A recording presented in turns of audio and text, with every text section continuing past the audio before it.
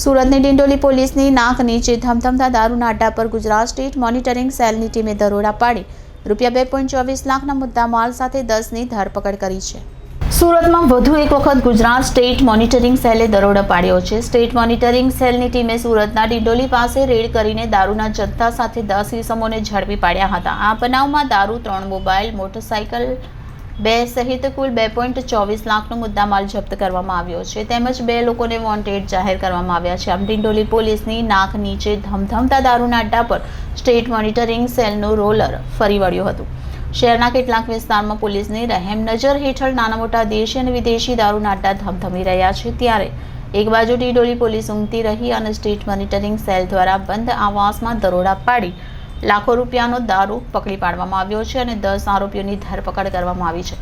Monitoring સેલના દરોડા બાદ ડિંડોલી પોલીસ પર સવાલ ઉઠવા પામ્યા હતા. પોલીસ સૂત્ર પાસેથી મળતી માહિતી મુજબ સ્ટેટ મોનિટરિંગ સેલની ટીમે મળેલી બાતમીના આધારે ડિંડોલી ખાતે આવેલ મધુરમ સર્કલ કેનાલ રોડ પર આવેલ એક બંધ આવાસમાં દરોડા પાડવામાં આવ્યા હતા અને સ્થળ પરથી 10 આરોપીઓને ઝડપી પાડવામાં આવ્યા હતા. આરોપીઓમાં પ્રદીપ, રામ, સુરેમન, ગૌતમ, સોનુસિંહ, રાજેશસિંહ રાજપૂત, મહેન્દ્ર ઉર્ફે મનોજ, મંજૂર તથા પ્રશાંત પટેલ, પ્રદીપ પ્રાણીગ્રહી, બબલુ પાત્રા, જતીન પાટીલ, કરણ ઉમર, રવિ ગોળ, રચિતરામ યાદવ ઝડપાયા હતા. જ્યારે આરોપીઓ સંતોષ શેટ્ટી ઉર્ફે સંતોષ માલ્યા અને દારૂનો જથ્થો મંગાવનાર રાકેશ મારવાડીને વોન્ટેડ જાહેર કરવામાં આવ્યો હતો. તેમજ સ્થળ પરથી દારૂનો જથ્થો, મોબાઈલ, રોકડ સહિત કુલ ₹2.24 લાખ રૂપિયાનો મુદ્દામાલ કબજે કરવામાં આવ્યો હતો અને આરોપીઓ વિરુદ્ધ ગુનો નોંધી આગળની વધુ કાર્યવાહી હાથ ધરી છે.